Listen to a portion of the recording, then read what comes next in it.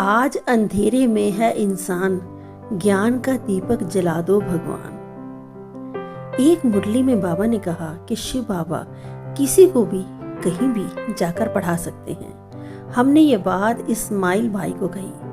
उन्होंने कहा इसके लिए सुबह 4 बजे योगाभ्यास करना पड़ता है। हमने कुछ दिन घर में अमृत वेले उठकर मुरली पढ़कर योग किया, लेकिन अनुभव नहीं हुआ। ना बाबा आए ना हमें पढ़ाया। हमने ये बात इस्माइल भाई को बताई। उन्होंने कहा सुबह 2-2:30 बजे उठकर योग करो। हमने कहा ये घर में हो नहीं सकता, पर घर वाले डांटेंगे।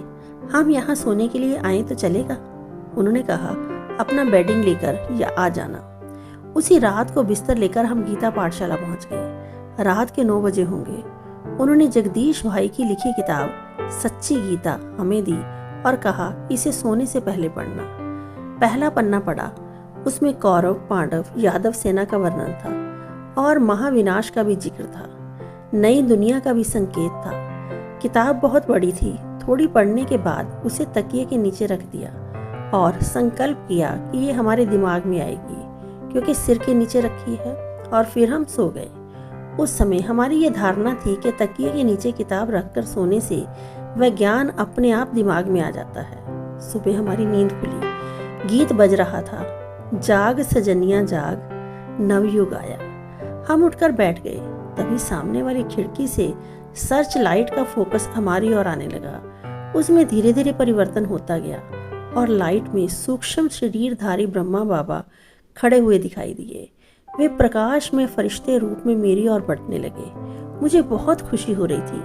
ब्रह्मा बाबा का लाइट का शरीर नजदीक आते ही मैंने उन्हें बैठाने के लिए ओढ़ी हुई चद्दर उठाई तो बाबा ने हाथ के इशारे से मुझे रोका और मेरे सामने ही गीता पाठशाला की संदल पर जैसे मधुबन में अर्ध पद्मासन में बैठकर मुरली सुनाते थे ऐसे बैठ गए और मुरली सुनाने लगे। मुझे आकाशवाणी जैसी सुमधुर आवाज में विदेही बना दिया। इसमें 1 घंटा कैसे चला गया पता ही नहीं पड़ा। घड़ी में देखा तो सुबह के 3:30 बज गए थे। अव्यक्त बाप दादा का वह प्रकाश में शरीर कुछ ही क्षणों में गुम हो गया।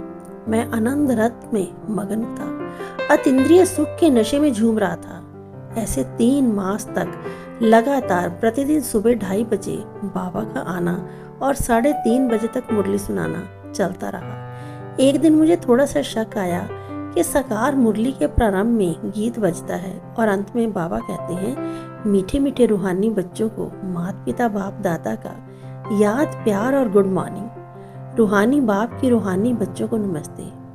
ये तो कहते नहीं। दूसरे दिन सुबह सुबह सुंदर गीत बज रहा था, आज अंधेरे में है इंसान, ज्ञान का सूरज चमका दो भगवान। और मेरी नींद खुल गई। बाबा लाइट के शरीर से प्रकट हुए और मुरली चलाई जैसे मधुबन में चलाते हैं। अंत में बाबा बोले मीठे मीठे रूहानी बच्चों को माता पिता बाप दादा का याद प्यार और गुड मॉर्निंग।